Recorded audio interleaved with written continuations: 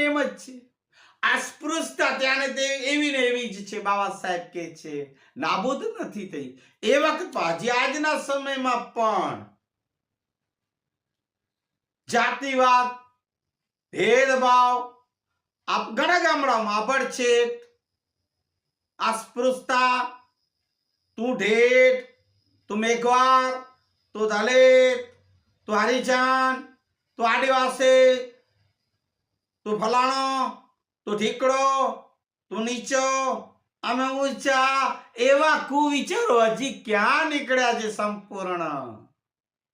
હે કેટલા મહાપુરુષો કહી ગયા, થઈ ગયા, મહાત્માઓ કઈ એવા મહાત્મા ગાંધી જેવા, એ હજી એવા ઘણા છે ને કે છે, ખાલી કે છે, કરતા નથી, અમલમાં નથી આવતું. બાબા સાહેબની એ વાત આજે પણ સાચી પડે છે. તો આજે ભીમના નારા લગાડનારા અને આસમાની ઝંડા લઈને ફરનારા ને રાડો પાડનારા છે ને એમને કહું છું, હજી પણ અસ્પૃશ્યતા, આભડછેટ, ભેદભાવ, જાતિવાદ એ બધું હજી કાઢો. કારણ ઘણા ગામડાઓમાં છે.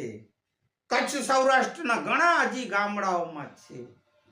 અરે આ જે તમારી કચેરીઓ છે સરકારી કે પ્રાઇવેટ જે હોય તે, એમાં પણ અંદર ખાની મારા ઘણા સરકારી કર્મચારીઓ ભાઈઓ છે, ભાઈબંધ છે, એ બધા કહે છે કે આપણને આ બારે દેખાડા કરે છે,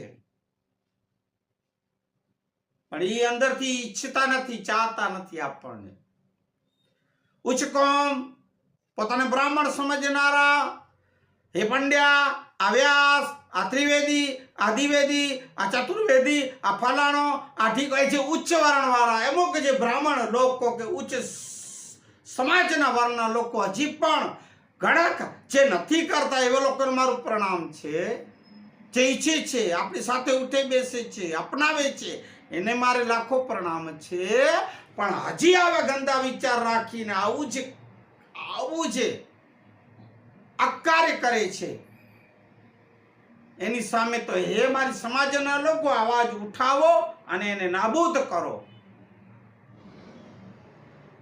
એ લોકોને ચટ્ટુપટ્ટુ થઈને ન રહો, એનાથી ડરીને બીને જવાની જરૂર નથી. કારણ કે મારા બાબા સાહેબ ઊંચામાં ઊંચો શાસ્ત્ર આપણને જે આપી ગયા છે, સંવિધાનની વાત છે. સંવિધાન ઉપર ચાલો, સંવિધાનના વિચારોને, બાબા સાહેબના વિચારો લઈ સંવિધાનના એ પથ ઉપર ચાલો. કોઈના બાપથી બીવાની જરૂર નથી.